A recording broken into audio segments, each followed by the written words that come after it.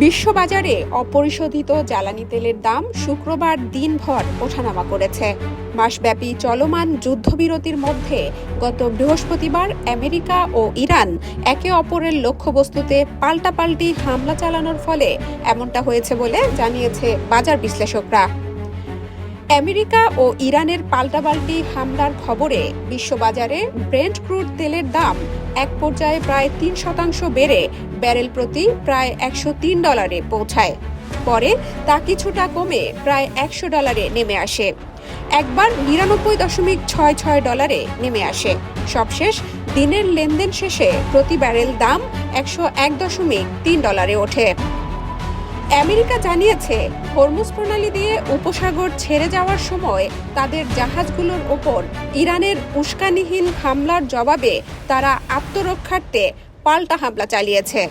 অন্যদিকে ইরানের রাষ্ট্রীয় গণমাধ্যমের দাবি, এপ্রিল মাসে হওয়া যুদ্ধবিরতি চুক্তি আমেরিকা লঙ্ঘন করেছে। এদিকে পাল্টাপাল্টি হামলার পর আমেরিকার প্রেসিডেন্ট ডোনাল্ড ট্রাম্প বলেছেন, আমেরিকা ইরান যুদ্ধবিরতি এখনো বহাল রয়েছে।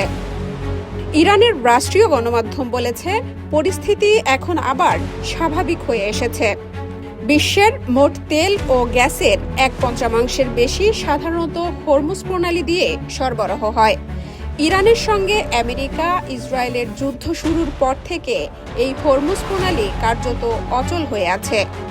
যুদ্ধ শুরুর আগে আন্তর্জাতিক বাজারে অপরিশোধিত জ্বালানি তেলের ব্যারেল প্রতি দাম ছিল প্রায় $70, যা সম্প্রতি $126 পর্যন্ত ওঠে।